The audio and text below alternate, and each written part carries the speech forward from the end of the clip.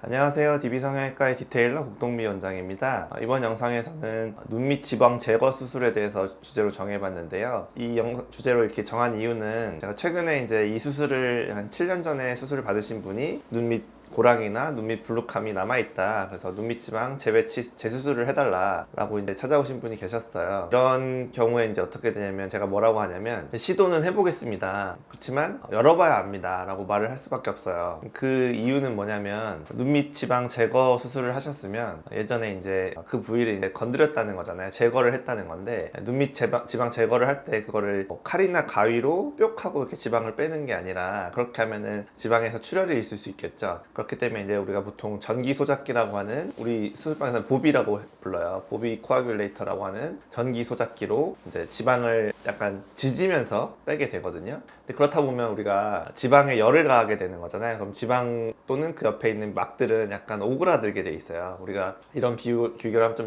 웃기지만 돼지 삼겹살에 지방이 붙어 있잖아요. 생 삼겹살일 때는 지방이 굉장히 몰캉몰캉 말랑말랑하죠. 근데 삼겹살을 불에 굽고 나면 지방이 어떻게 되죠? 약간은 경도가 생긴다는 거예요. 약간 딱딱해진다는 거죠. 지방 제거 수술을 하면서 거기에 열을 전기 소작기로 가하게 되면 우리가 삼겹살을 구운 것처럼 지방이 약간 딱딱해지고 굳게 된다는 말이에요. 그렇게 해서 결국에는 지방을 약간 빼는 것도 있지만 약간 위축시켜서 오그라들게 해서 불룩했던 거를 해결하려는 이제 수술 방법이 눈밑 지방 제거 수술이 되겠는데, 그렇게 되면 문제가 뭐냐면 결국에는 눈물 고랑이라는 눈 아래쪽 고랑이 나오게 돼 있어요. 나이를 더 먹거나 다시 더 불룩해지고 나면 눈물 고랑이라는 문제가 남게 되겠는데, 이제 눈물 고랑을 해결하는 방법은 그 위에 있는 지방으로 그 부위를 채워주는 눈밑 지방 재배치를 해야 될 것인데, 그래서 이런 경우에 이제 재배치 수술을 하러 들어갔는데 예전에 이제 지방 제거를 하느라고 지방에 열을 가해 놨으면 그 지방이 딱딱해져서 자유롭게 움직이질 않는다는 거예요. 재배치를 하려면 그 지방이 잘 프리하게 잘 움직이고 몰캉몰캉해야만 가능한데 그게 약간 딱딱해져 있고 굳어 있으면 움직이질 않잖아요. 그러면 이제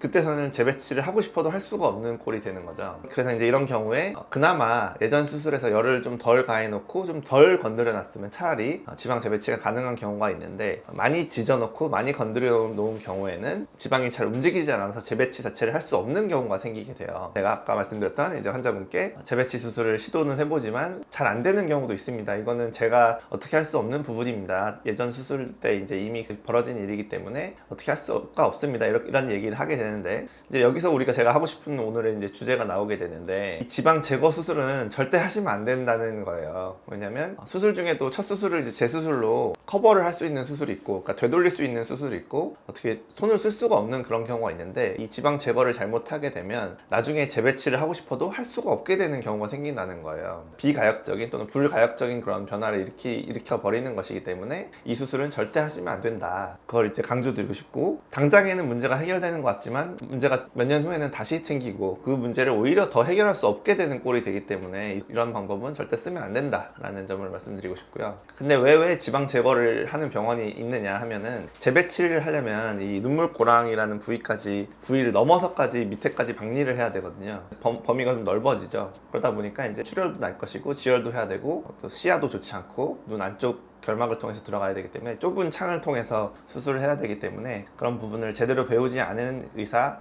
대부분 이제 비전문의들이 그렇게 하는데, 얕은 측면, 얕게만 들어가서 지방만 약간 수축시키고 약간 빼고 그냥 끝내려는, 그런 간단하게 수술을 끝내려는 그런, 사실 의사만 좋은 거죠. 수술은 빨리 끝나니까 환자분에게는 좋지 않은 그런 수술 방법이다. 이런 부분을 말씀드리고 싶고요. 제가 예전에 지방 제거 수술을 하신 분을 재배치 수술로 다시 해결해 드린 분들, 이런 분들 케이스를 한번 보여드려 보도록 할게요.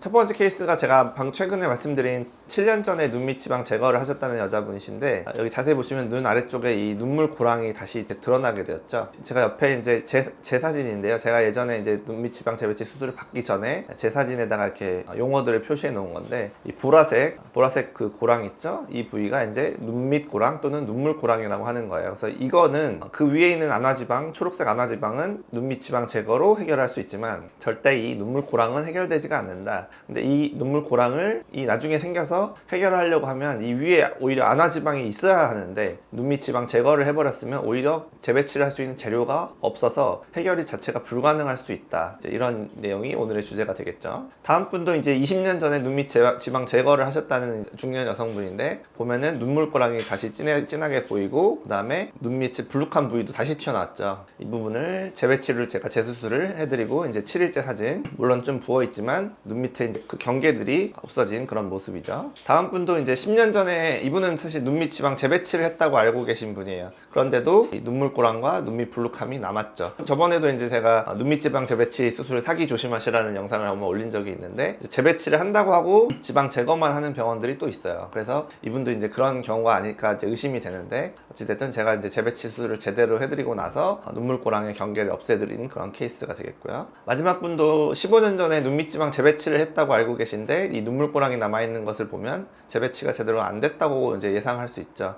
그래서 다시 제가 들어가서 재배치 재수술을 통해서 눈물고랑을 이렇게 없애드린 분이 되겠죠.